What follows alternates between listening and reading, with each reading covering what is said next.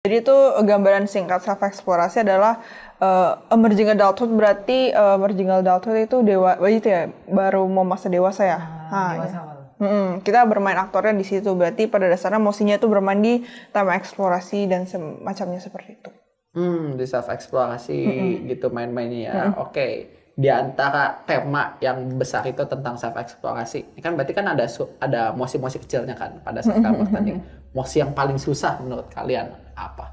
Ya, teman-teman. Yang paling susah itu mosi pertama nggak sih? Oh ya, mengorbankan. Itu ketika aku tidak ada. Oh, oke. Pas Ale, apa ya? Nggak ada. Pantasan kalah. Sama.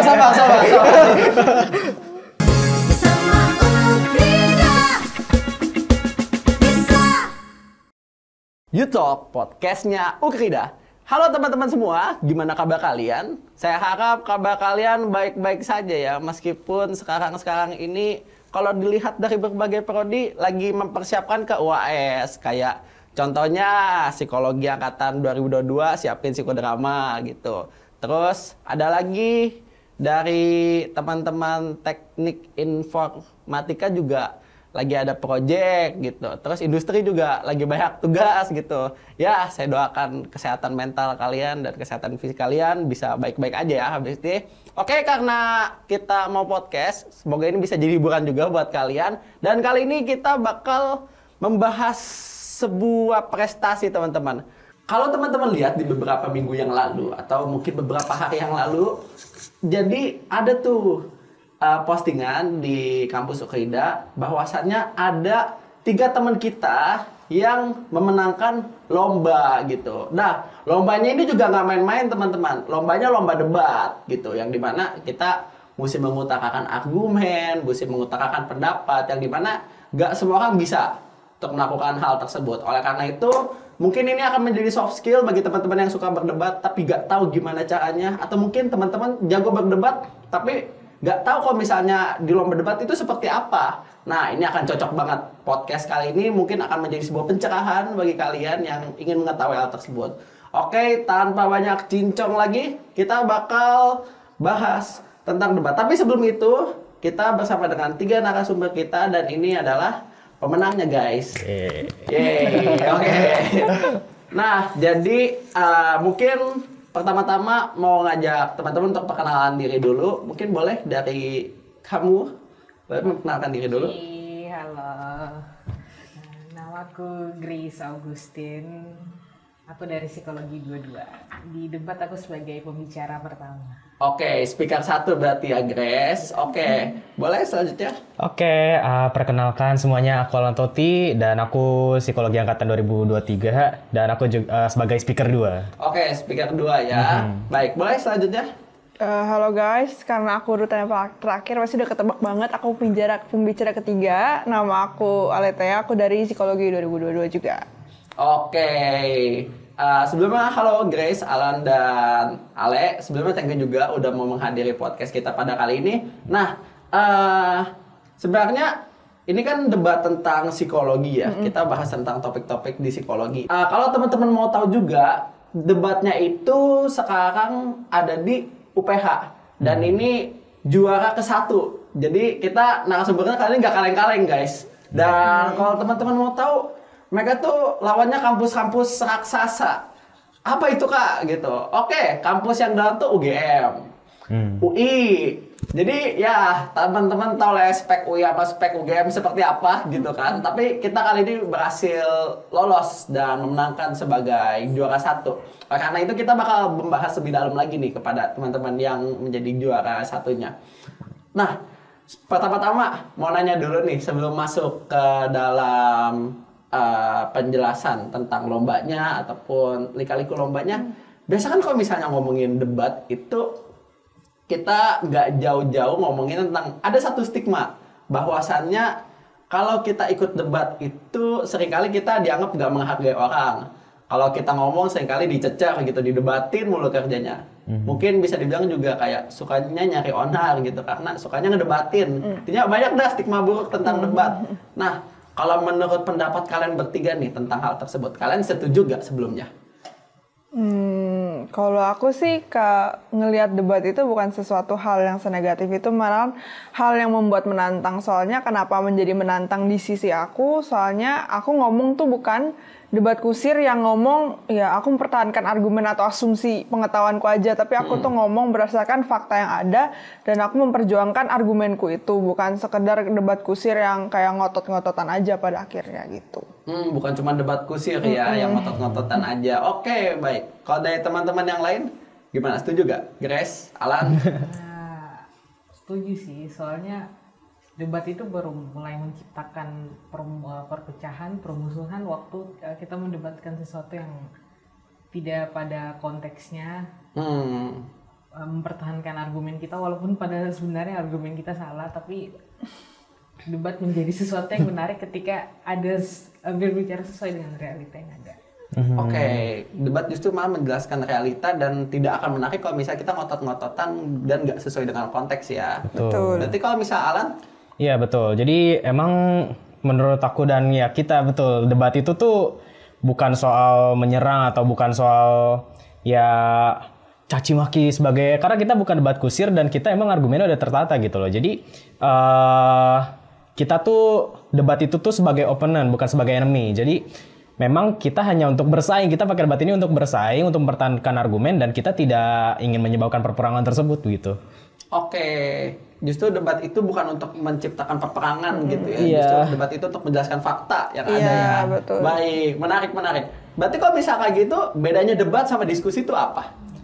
Ya, kalau debat kan kita kan saling mempertahankan posisi kita gitu kan. Oke. Kalau diskusi ya kita merombak kita rombak dalam satu kelompok begitu. Jadi emang ada perbedaan. Kalau oke lah, kalau debat memang kita saling lawan satu. Tapi kan tadi yang udah aku bilang, kita itu sebagai opponent bukan sebagai enemy begitu. Jadi Oke. kalau aku sih merasa kalau berbeda debat sama diskusi menambahkan Alan, pada dasarnya kami tuh menjual argumen kami. Kenapa di sisi kami tuh lebih baik daripada sisi mereka di satu mosi yang sama. Kita tuh bermain sesuai mosi.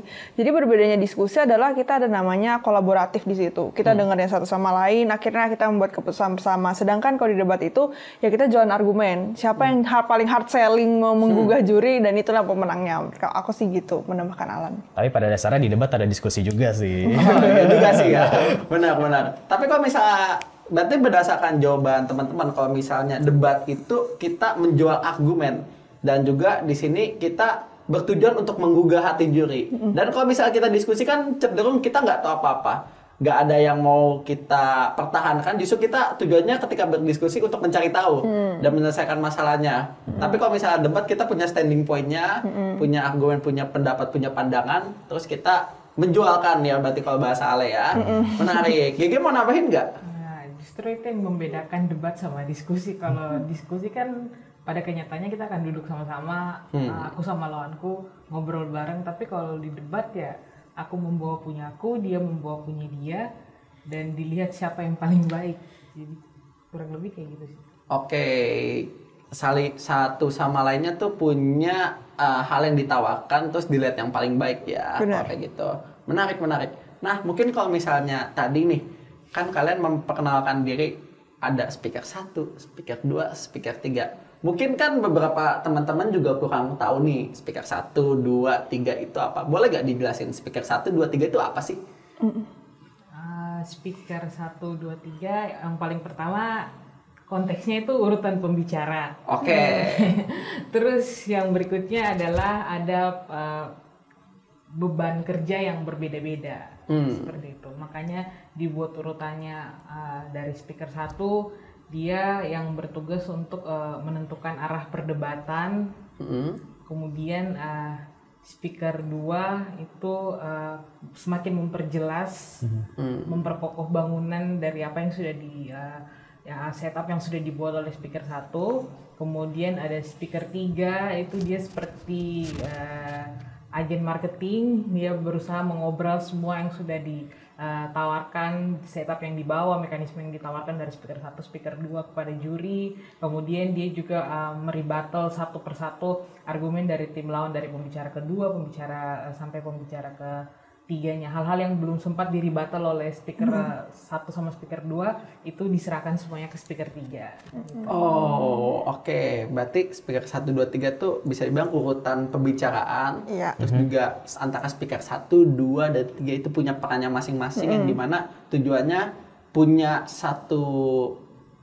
tujuannya itu memperkokoh bangunan argumen kalian dan nantinya bakal diobral ke speaker 3. Pada Iya, speaker benar. satunya menentukan arahnya, terus kedua memperkokoh bangunannya. Begitu ya? Iya. Menarik. Nah, kalau menurut kalian keuntungannya saat berdebat itu apa? Keuntungan apanya nih? Maksudnya secara kognitif atau secara soft skill-nya? Mungkin boleh secara kognitif, soft skill, apapun itu. bebas. Oke, kalau mungkin dari aku dulu ya. Kalau aku merasa di debat ini secara tidak langsung mengubah cara berpikir aku. Kenapa mengubah cara berpikir? Jadi kalau misalnya ada satu permasalahan karena di debat terbiasa bahwa di saat kamu berdebat di situ juga kamu harus memikirkan solusi untuk mematahkan argumen lawan. Jadinya kalau misalnya ada suatu problem, entah problem di kelompok, entah problem intrapersonal aku sendiri, aku jadi bisa think fast untuk find the solution gitu. Karena terbiasa think fast untuk mematahkan argumen lawan. Sama analisisnya sih. Aku merasa karena debat juga membantu aku untuk menganalisis masalah lebih komprehensif gitu. Menganalisis masalah lebih komprehensif, terus think fast juga untuk mencapai solusinya ya. Baik, kalau di Alan gimana nih keuntungannya? Ya itu, kognitif juga, think fast, terus bisa lebih pikir kritis, bisa lebih tersusun juga. Kira-kira kenapa kita ingin membawakan ini, ada penjelasan-penjelasan. Nah, jadi kita nggak cuman asal ngomong duar gitu. Jadi ada alasan kuatnya gitu loh. Jadi ya itulah keuntungan dari debat, makanya masuk klub debat. Asik, langsung tuh guys, langsung tuh. Berpikir kritis, tersusun, terus juga nggak asal ngomong ya di dalam berbicara gitu. Baik, kalau Grace sendiri? Nah, kalau dari aku kognitif ada, life skill ada. Oke. Nah, aku melihat debat ini membantu aku untuk tidak hanya melihat sesuatu dari satu sudut pandang. Kalau misalnya aku berdiri sebagai tim yang kontra seperti itu, tapi bagaimana ketika misalnya kayak ada dalam satu emosi yang dalam kehidupan sehari-hari misalnya itu tuh pada dasarnya kita harusnya setuju gitu, tapi di debat kita harus berpikir dari sudut pandang lain yang menggugah emosi ya, tidak setuju pada emosi itu. Jadi kayak di saat bersamaan dalam kehidupan sehari-hari aku bisa jadi orang yang kayaknya tidak langsung mengambil keputusan aku mau A karena kayak gini, tapi aku bisa lihat dari sudut pandang lain. Orang yang ikut debat tuh dia selalu bisa melihat sesuatu dari dua sudut pandang sekaligus. Benar-benar. Oke. Ini tambahan yang menarik nih. Kita jadi diajarkan untuk bisa melihat sudut pandang dari gak cuma kita aja, tapi juga sudut pandang musuh gitu ya. Kayak bubur diaduk apa gak diaduk gitu. Saya sih disedot ya guys. Oke, menarik. Nah, kalau kita ngomongin tentang debat, ini kan berarti kalian udah masuk ke dalam ranah ngikutin lomba ya di dalam debat. Nah, besok kalau misalnya ngikutin lomba di debat, kalian tuh mempersiapkan apa aja sih? Kalau boleh tahu nih. Palingan kami latihan, psikolatihan, baru bedah emosi, baru sparring, ya basic-basic kayak gitu sih.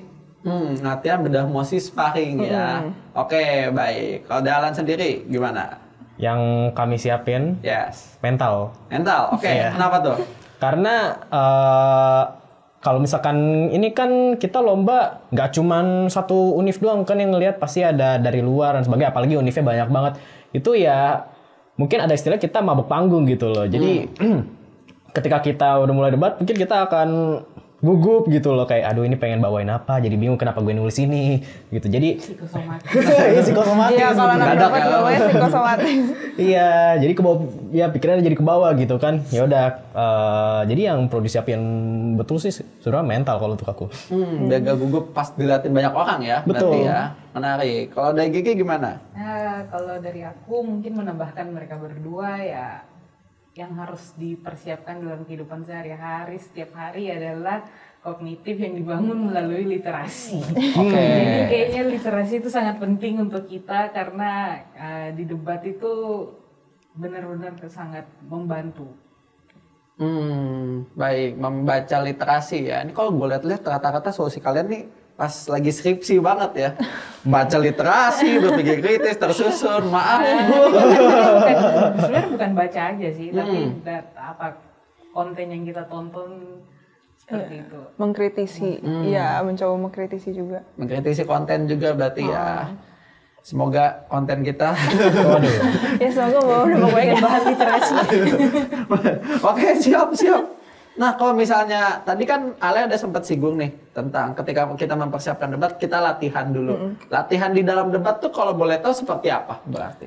Seperti kalau kami sih biasanya itu bedah mosi dan bedah argumen sih. Kalau misalnya kita pertama brainstorming dulu, biasa diskusi biasa. Misalnya GG bawa argumen A, aku merasa nggak bisa, jadi kayak berdebat dulu sampai pada akhirnya bisa. Ternyata argumen yang kokoh pada akhirnya ini supaya nggak di-attack lawan gitu. Jadinya kayak gitu sih latihan yang biasa kami itu adu argumen, berdiskusi dan bisa menentukan akhirnya kita harus standing buat argumen yang rapi supaya nggak di-attack lawan tuh gimana. Oke, adu argumen, diskusi, terus bikin standing point-nya seperti apa. Berarti kalian bertiga sebenarnya sering berdebat antar satu sama lain juga berarti ya? Harus, itu malah yang harus dimunculkan. Kalau nggak dimunculkan takutnya kan kayak kita nggak bisa memitigasi, menetralisir kalau lawan tembak ini ngapain nih. Jadi pas waktu di diskusi internal pun udah tahu kalau misalnya kemarin Ale tembak gua pakai ini. Gua udah tahu nih netralisir argumennya mereka tuh kayak apa. Udah ada mitigasinya gitu. I see. Berarti kayak GG ngomong ya, kita perlu ngelihat sudut pandang lain, bahkan sudut pandang dari teman yang akan mengikuti debat juga. Betul. Agar berfungsi untuk menetralisir argumennya. Menarik. Berarti kalian tuh pernah nggak dalam debat itu ketika kalian mau bikin argumen nih, terus mungkin kayak Ale punya argumen, terus diserang sama Alan, terus Grace ikut nyerang juga, terus si Ale mempertahankan, terus dua meledak gitu. Pernah nggak dalam latihan seperti itu? Konsep latihannya memang harus seperti itu sih. Oke. Kalau nggak meledak tuh gak latihan debat ya. Nah, ya asal jangan pukul-pukulan aja gitu ya. Oke. Nah, ketika kalian ngikutin debat nih, gue penasaran, gimana sih perasaan kalian pada saat ngikutin debat? Mungkin tadi kan Alan udah menyinggung sedikit ya. Takutnya malu di depan karena dilihatin banyak orang. Ada lagi nggak perasaan-perasaan yang kalian rasakan? Kalau di aku sih tetap kayaknya anak debat itu wajib psikosomatis sih kok, kayak sakit perut, mual. Wajib ya. Iya, kayaknya kalau kayak nggak gitu kurang deg-degannya dapat untuk untuk keinginan untuk menang tuh kurang. Jadi kalau kami tuh pasti bercandaannya aduh psikosomatis gitu. I see. Justru kayak kita tuh perlu untuk punya rasa deg-degan untuk bikin kita jadi aware atau concern, kita harus menang gitu kan. Menarik. Nah, kalau dari kalian sendiri nih, pernah nggak ngalamin hal-hal tak terduga pada saat latihan debat? Pada saat kamu mempersiapkan debat ataupun pada saat lomba, ada nggak hal-hal tidak terduga? Ada sekali. Kebetulan itu cikal bakal mendapat piala ini. Gimana tuh? Jadi waktu kami sudah latihan, jadi sebenarnya komposisi tim yang sebenarnya itu saya, Aletea, sama ada rekan kami lagi namanya Hendriko. Oke. Kemudian sesuatu yang tidak diinginkan terjadi, ada force major. Hendriko mengalami kecelakaan. Oke. Terus pada akhirnya kami harus merepotkan Alan. Betul. Jadi dia tidak diikutkan dalam kompetisi karena ada kesibukan lain. Saya pengganti dadakan ya. Dadakan yang udah menjuara 1 jadi. Oh ya, biasa hal dadakan tuh selalu bagus tuh juga kan. Oke, menarik. Berarti justru harusnya komposisi tim kalian itu Henrico, Ale, sama Grace. Iya, betul. Speaker duanya itu berarti Henrico. Iya. Oke. Berarti cikal bakal Alan tuh diajak jadi tim gimana tuh kalau boleh tahu? Ya begitu. Jadi memang aku notabene-nya tidak terlalu menguruskan lomba ini sebelumnya. Cuman ketika di hari H, karena yang tadi dibilang ada force major, akhirnya aku ditelepon lah berjam-jam. Apalagi aku Karena itu hamin 1 jam, seril itu hamin 1 jam. Dan akhirnya aku ngangkat gitu kan, Lan, ayo masuk ke lomba gitu kan, karena ada yang force major. Terus aku kayak pesimis banget, aduh aku nggak bisa, soalnya dadakan banget gitu kan.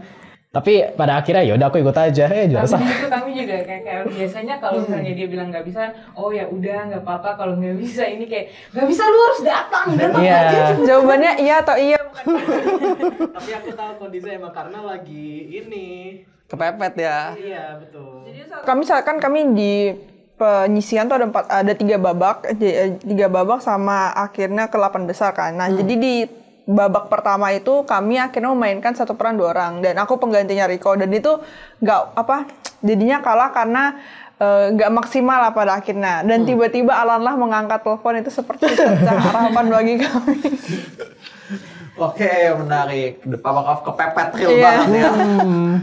Menarik. Berarti kalau misalnya kayak gitu, Alan pada saat masuk ke speaker 2, merasa cocok nggak jadi speaker 2? Setelah mendapatkan ini iya sih. Terbukti ya langsung. Tapi memang sebenarnya untuk aku jadi speaker 2, kan sebelumnya aku jadi speaker 1 ya. Nah, ketika aku jadi speaker 2 ternyata kayak wah oke, mantap juga sih rasanya, karena memang speaker 2 kan bangun-bangun argumen gitu kan untuk memperkokoh setup. Nah, apalagi aku kesulitan membawa setup, jadi ya udah aku memperkokoh setupnya itu aja. Gitu. Oh, I see. Ternyata nemuin peran yang lebih cocok ya justru ya di dalam debat ini. Menarik. Ketika kita ngomongin debat tuh kan biasa pasti ada mosi tuh ya. Betul. Mosi di dalam debat kali ini tuh apa kalau boleh tahu?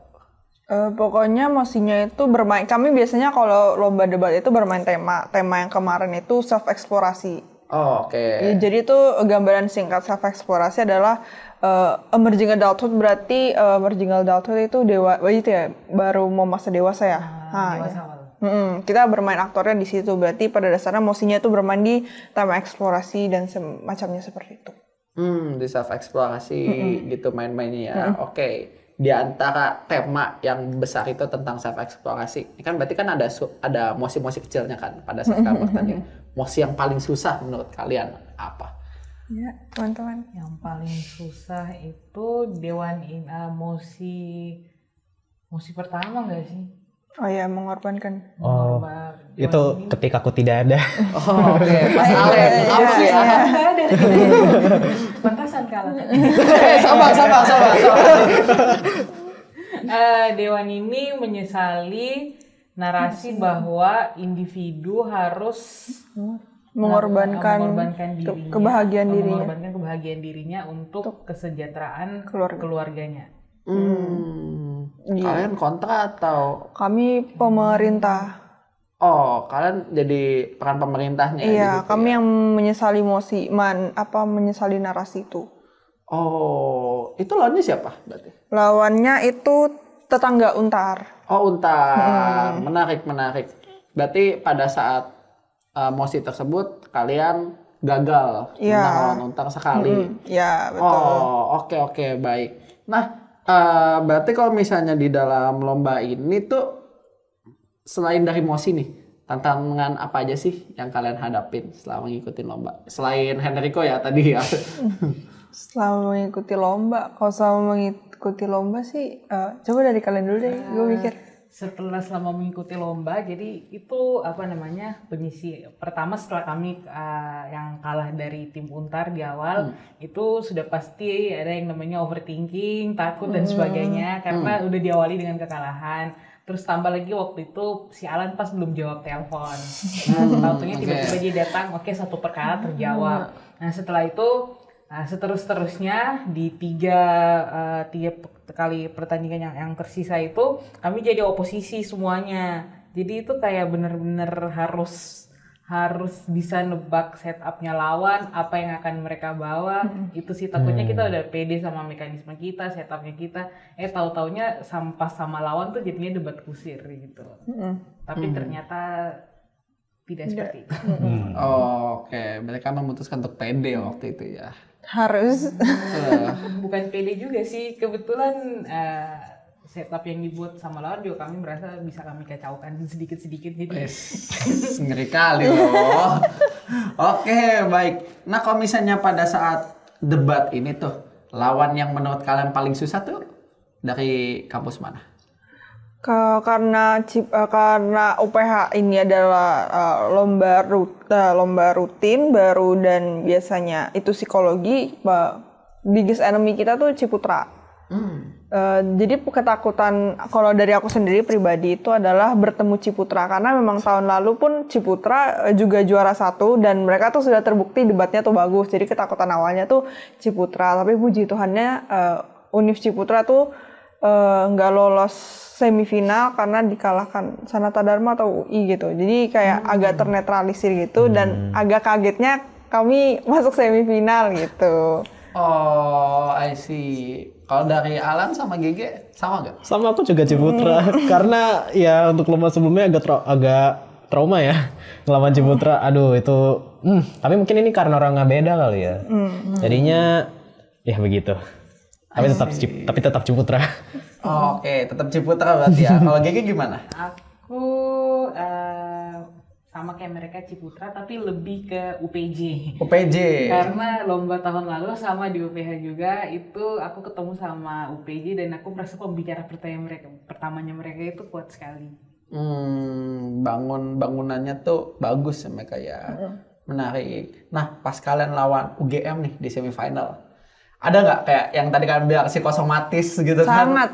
Sangat itu. Soalnya kan kayak kalau ada mungkin dari aku dulu nanti ke teman-teman lain. Kalau aku merasa kayak psikosomatisnya adalah merasa wah ini univ gede nih. Soalnya mereka pas satu lomba di Unpad juara 1 kan. Pokoknya di Unpad tuh juara 1. Jadi ketakutannya kayak wah takut serem banget.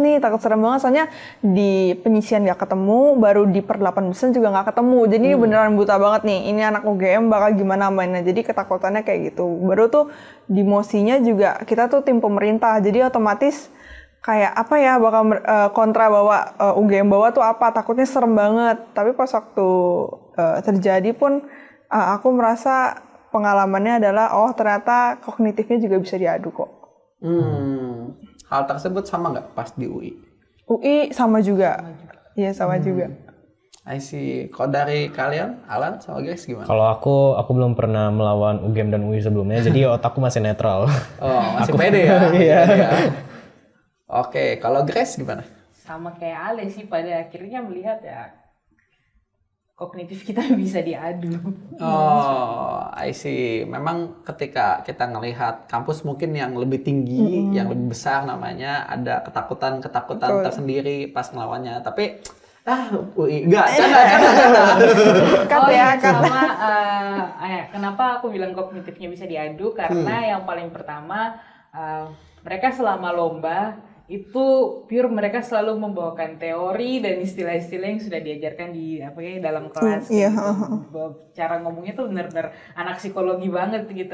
Sementara kita mungkin tidak terlalu banyak. Aku merasa aku tidak terlalu banyak menggunakan itu. Mungkin dari di Alan ada, tapi aku melihat bagaimana kita yang pada dasarnya mungkin tidak membawa teori apapun, tapi bisa mematahkan teori yang mereka pakai untuk memperkuat argumen mereka bahwa penggunaan teori ini dalam argumen kalian sebenarnya tidak tepat seperti itu.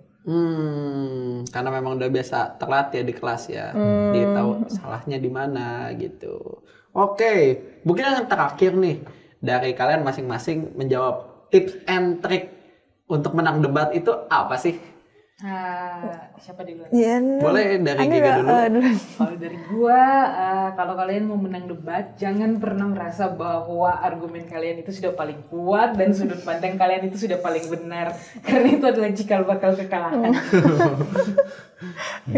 Oke, ada lagi nggak selain itu? Nggak ada sih ya. Pada akhirnya kita harus tetap berusaha untuk harus ada overthinkingnya supaya bisa menerka argumen lawan. Harus ada overthinking untuk bisa menerka argumen lawan ya.